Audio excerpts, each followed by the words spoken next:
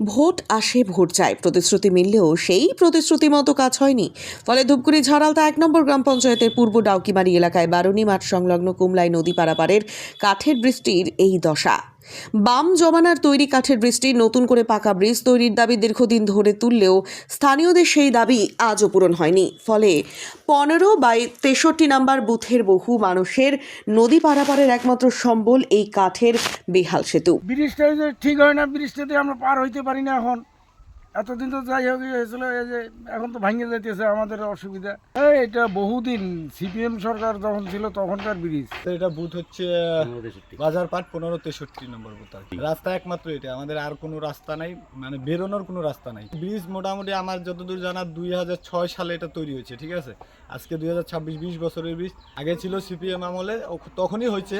তারপরে তৃণমূল আমলে কোনো কাজ হয়নি আর কি, ১৫ বছরে কোনো কাজ হয়নি। তো দেয় প্রত্যেক বছরই না দেয়, ওটা তো দেওয়ারটা তো নেতারা দেয় ঠিকই, পরে আর দেখা সবার থেকে আসছে, সবাই আসে, এটা বললে লাভ নাই, কিন্তু কেউ কিছু করে না। সরকার যারা আছে তারই তো করা উচিত। আমি তো মনে প্রতিশ্রুতি দিল ব্রিজ হয়ে যাবে, মাপ নিল একবার। প্রতিটা বর্ষায় একটু একটু করে বেঁকে যাওয়া কাঠের সেতুটি এবার এতটাই বেঁকে গিয়েছে যে নদী পারাপারে বিপজ্জনক হতে পারে। যে কোনো মুহূর্তে হুড়মুড়িয়ে ভেঙে পড়তে পারে বহু পুরনো কাঠের সেতুটি। আমাদের ব্রিজটা প্রত্যেক বছরই বর্ষায় ভাঙে, আস্তে আস্তে ডাবে। তো এই বছর পুরোটাই ডেবে গেছে, চলা যাচ্ছে না এখন আর এই ব্রিজ দিয়ে। ইমিডিয়েটলি এই ব্রিজটা ঠিক করতে লাগে। এটা অনেক রিক্সে যাওয়াতে হচ্ছে, ওখানে তো অবস্থা খুবই খারাপ, যখন তখন ভাঙে পড়তে পারে। এমন পরিস্থিতিতে স্থানীয়রা তাদের জমির ফসল টোটো বা ভ্যানে করে নদীর পার করতেও সমস্যায় পড়ছেন। পাশাপাশি বাইক, সাইকেল, এমনকি পায়ে হেঁটেও সেতু পারাপার এখন ঝুঁকিপূর্ণ। মানুষজন পার হইতে পারি না আমরা এখন। ভ্যান দিয়ে পার করতে অনেক অসুবিধা, এখন উল্টে যেতে পারে যখন তখন। টোটোতেই পার করতে একদম বসে গেছে ব্রিজটা। এটার মধ্যে ভয়, যখন তখন যে কোনো মুহূর্তে যে কোনো অ্যাক্সিডেন্ট হতে পারে। এখানে যখন তখন যে কেউ উল্টে পড়তে পারে, যে অবস্থা হয়ে গেছে এখন। বালি পাথর যা আসে ওখানে আনলোড করে টাইনে বাড়িতে আইনে ঘর বাড়ি করতে হয়। একটা অ্যাম্বুলেন্স ঢুকে না, একটা টোটো ঢুকার রাস্তা যদিও ছিল, কিন্তু এখন অবস্থা খুবই খারাপ।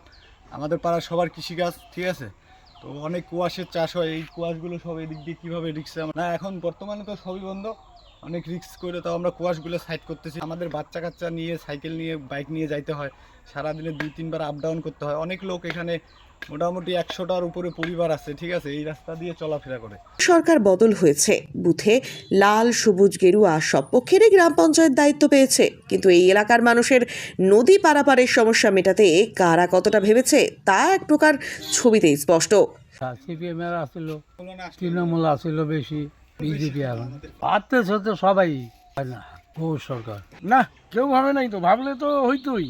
এর আগে ছিল টিএমসি গুনো, তার আগে ছিল সিপিএম এর পঞ্চায়েত, তারপরে এই যে পরের ইলেকশনে হলো জগন দুর্বউ, যে পঞ্চায়েত আছে বিজেপি। আমাদের এই পাড়াটা ওই পাড়া, 2টা পাড়া মিলে ১০০টার মতো পরিবার, মোটামুটি ধরো যে 500 থেকে 700 লোকের যাতায়াত এই রাস্তা দিয়ে, কেউ গুরুত্ব দিচ্ছে না।